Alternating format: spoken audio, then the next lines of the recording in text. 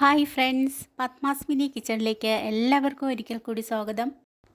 ഇന്ന് ഞാൻ ഉണ്ടാക്കുന്നത് എല്ലാവർക്കും പ്രിയപ്പെട്ട സ്പെഷ്യൽ ഫിഷ് ബിരിയാണിയാണ്. നെമ്മീൻ വെച്ചിട്ടാണ് സാധാരണ ഫിഷ് ബിരിയാണി ഉണ്ടാക്കുന്നത്.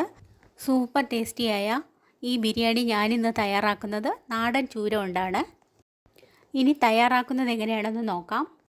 ഇതിനു വേണ്ടി കുറച്ച് വലിപ്പത്തിൽ കട്ട് ചെയ്തെടുത്ത 8 ചൂര കഷ്ണങ്ങൾ എടുത്തിട്ടുണ്ട്. നന്നായി കഴുകി വൃത്തിയാക്കി എടുത്തതാണിത്. ബിരിയാണി തയ്യാറാക്കുമ്പോൾ എപ്പോഴും ഇതുപോലെ വലിയ കഷ്ണങ്ങളായി കട്ട് ചെയ്യുക. ഇനി ഒരു വലിയ ഗ്ലാസ് നിറയെ ബസ്മതി റൈസ് എടുത്തിട്ടുണ്ട്. ഒരു പാത്രത്തിലേക്കിട്ട് നന്നായി കഴുകിയെടുക്കാം. കുതിർത്ത് വെക്കേണ്ട ആവശ്യമില്ല. കഴുകി ഉടൻ തന്നെ നമുക്ക് വേവിച്ചെടുക്കാം. ബസ്മതി റൈസ് പെട്ടെന്ന് വെന്ത് കിട്ടും.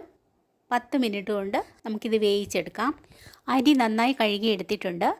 ഇനി ഒരു കടായി അടുപ്പത്ത് വെച്ച് സ്റ്റൗ ഓൺ ചെയ്യാം. 1 ടേബിൾ സ്പൂൺ എണ്ണ ഒഴിച്ചു കൊടുക്കാം. ഇതിലേക്ക് 1 സ്പൂൺ നെയ്യ് കൂടി ചേർക്കാം. നെയ്യ് ഒന്ന് മെൽറ്റ് ആകുമ്പോൾ അതിലേക്ക് 3 ഗ്രാമ്പു, ചെറുതായി ചതച്ചെടുത്ത 2 ഏലക്ക, കുറച്ച് പട്ടയും ചേർത്ത് 2 മിനിറ്റ് ഇതുപോലെ ചൂടാക്കിയെടുക്കാം. ഇനി അതിലേക്ക് അരിയെടുത്ത അതേ ഗ്ലാസ്സിന് 1.5 ഗ്ലാസ് വെള്ളം ആഡ് ചെയ്യാം. 1 ഗ്ലാസ് അരിക്ക് 1.5 ഗ്ലാസ് വെള്ളമാണ് ചേർക്കേണ്ടത്. 1 സ്പൂൺ ഉപ്പ് കൂടി ചേർക്കാം. ഇനി ഇതൊന്ന് തിളച്ച് വരട്ടെ. ഈ സമയം നിങ്ങൾ ആദ്യമായിട്ടാണ് എൻ്റെ ചാനൽ കാണുന്നതെങ്കിൽ ഒന്ന് സബ്സ്ക്രൈബ് ചെയ്യണേ. ഇനി സബ്സ്ക്രൈബ് ചെയ്യാത്തവരുണ്ടെങ്കിലും സബ്സ്ക്രൈബ് ചെയ്യണേ. ബെൽ ബട്ടൺ കൂടി ക്ലിക്ക് ചെയ്യണേ. ഫ്രണ്ട്സിനും റിലേറ്റീവ്സിനും ഷെയർ ചെയ്യാനും മറക്കരുതേ. ഇപ്പോൾ വെള്ളം നന്നായി തിളച്ച് തുടങ്ങിയിട്ടുണ്ട്. ഈ സമയം നമുക്ക് റൈസ് ഇട്ട് കൊടുക്കാം. നന്നായി ഇളക്കിയതിന് ശേഷം 1 മുറി നാരങ്ങ നീര് ഇതിലേക്ക് ഒഴിച്ചു കൊടുക്കാം. അരി വെന്ത് ഒട്ടിപ്പിടിക്കാതിരിക്കാനാണ് നാരങ്ങ നീര് ചേർത്തത്. ഇനി മൂടി വെച്ച് വേവിച്ചെടുക്കാം. 10 മിനിറ്റ് കൊണ്ട് റൈസ് വെന്ത് കിട്ടും. ഈ സമയം 3 സവാള ഞാൻ ഇതുപോലെ തിന്നായി കട്ട് ചെയ്തെടുത്തിട്ടുണ്ട്. സവാള ഇതുപോലെ ഓരോന്നായി ഇളക്കിയിട്ട് കൊടുക്കുക.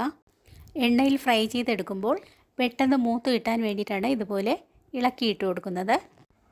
ഇനി 3 പച്ചമുളക്, ഒരു ചെറിയ കഷ്ണം ഇഞ്ചി, 10 അല്ലി വെളുത്തുള്ളിയും ഒരു ചെറിയ ജാറിലിട്ട് ഒന്ന് ചെറുതായി ചതച്ചെടുക്കാം. കൂടുതൽ അരഞ്ഞു പോകരുത്. ചെറുതായി ഒന്ന് കറക്കിയെടുത്താൽ മതിയാവും. ഇതുപോലെയാണ് ചതച്ചെടുക്കേണ്ടത്.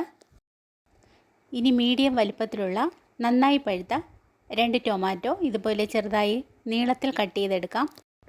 ഇപ്പോൾ 10 മിനിറ്റ് ആയിട്ടുണ്ട്. റൈസ് നന്നായി വെന്തിട്ടുണ്ട്.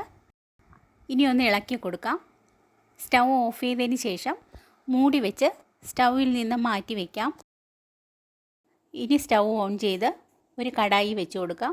അതിലേക്ക് 3 ടേബിൾ സ്പൂൺ വെളിച്ചെണ്ണ ആഡ് ചെയ്യാം. വെളിച്ചെണ്ണ നന്നായി ചൂടായി തുടങ്ങുമ്പോൾ കട്ട് ചെയ്തെടുത്ത സവാള ഇട്ട് കൊടുക്കാം.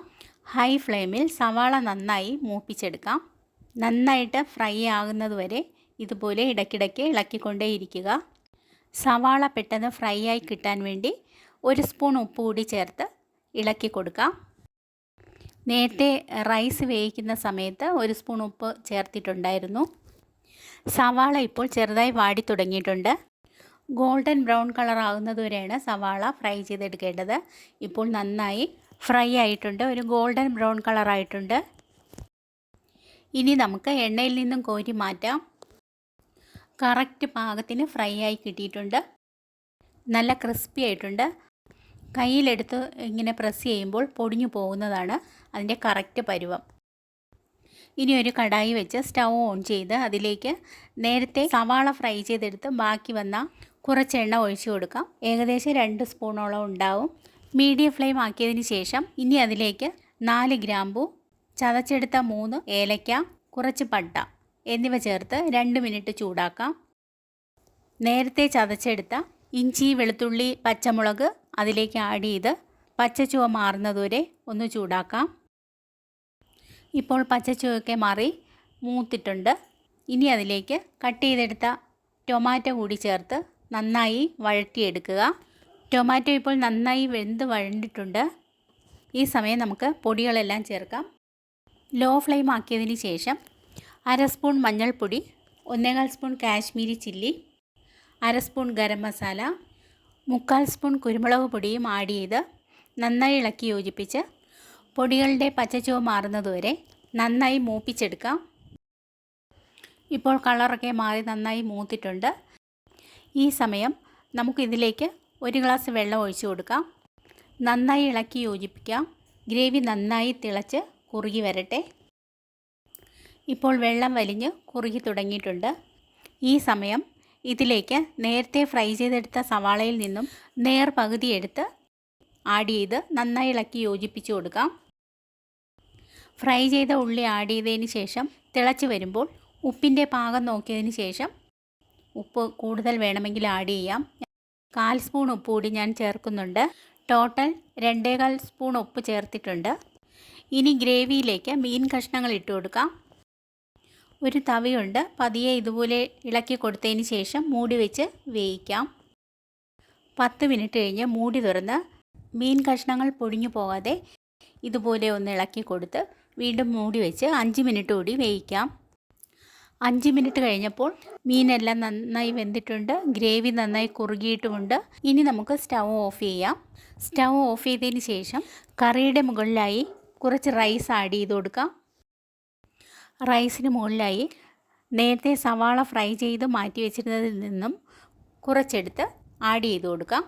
അതിന് മുകളിലായി കുറച്ച് മല്ലിയിലയും കുറച്ച് പുതിനയിലയും ആഡ് ചെയ്യാം. വീണ്ടും അതിന് മുകളിലായി ഒരു ലെയർ കൂടി റൈസ് നിരത്തി കൊടുക്കാം.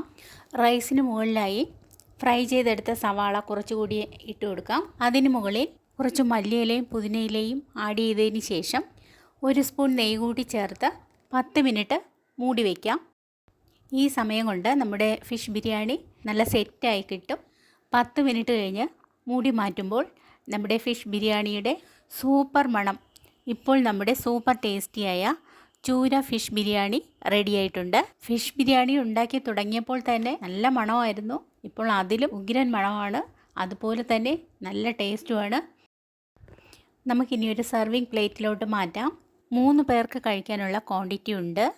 നിങ്ങൾ ഇതുപോലെ നാടൻ ചൂര കൊണ്ട് ഒരു ഫിഷ് ബിരിയാണി ഉണ്ടാക്കി നോക്കൂ. തീർച്ചയായും ഇഷ്ടമാകും.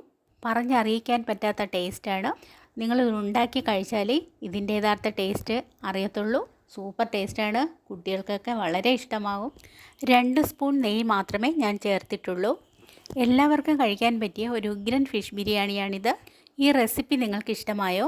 ഇഷ്ടമായെങ്കിൽ സബ്സ്ക്രൈബ്, ഷെയർ, ലൈക്ക്, കമൻറ്റ് എന്നിവ ചെയ്യണേ. ബെൽ ബട്ടൺ കൂടി ക്ലിക്ക് ചെയ്യണേ. നിങ്ങളുടെ അഭിപ്രായങ്ങൾ കമൻറ്റ് ബോക്സിലിടാൻ മറക്കരുതേ. നാളെ പുതിയൊരു ഈസി റെസിപ്പിയുമായി വരുന്നതുവരെ ഗുഡ് ബൈ.